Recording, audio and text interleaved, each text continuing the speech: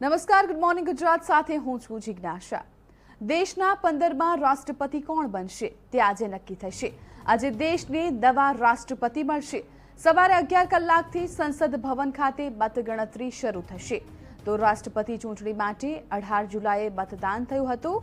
Draupadi Murmu NDA તરફથી જ્યારે યશવંત સિન્હા વિરોધ પક્ષના ઉમેદવાર છે। રાષ્ટ્રપતિ ચૂંટણીમાં દ્રૌપદી મુર્મુની જીતની પ્રબળ સંભાવના છે। જો દ્રૌપદી મુર્મુ જીતશે તો તેઓ દેશના પ્રથમ આદિવાસી મહિલા રાષ્ટ્રપતિ બનશે।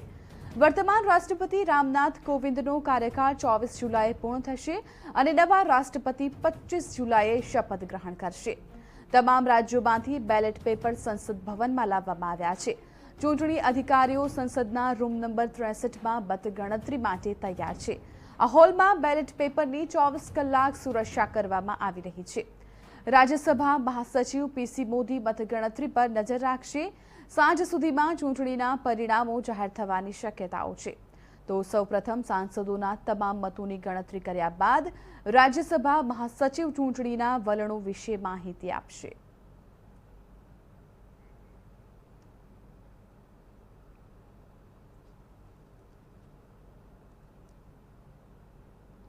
તો મહત્વનું છે કે આજે દેશને નવા રાષ્ટ્રપતિ મળી જશે। 11 વાગ્યાથી રાષ્ટ્રપતિની મતગણતરી શરૂ થશે। આપણે જણાવી દઈએ કે 18 જુલાઈએ મતદાન થયું હતું અને આજે મતગણતરી કરવામાં આવશે। દ્રૌપદી મુર્મુની જીત થાય તેવી હાલ પ્રબળ સંભાવના દેખાઈ રહી છે। તો તેમના વિરુદ્ધ છે વિરોધ પક્ષના નેતા યશવંત સિન્હા, તેઓ પણ રાષ્ટ્રપતિ પદના ઉમેદવાર રહ્યા છે અને આજે બંનેમાંથી કોણ રાષ્ટ્રપતિ બનશે તે નક્કી થઈ જશે। તો આજે 11 વાગે મતગણતરી શરૂ કરવામાં આવશે।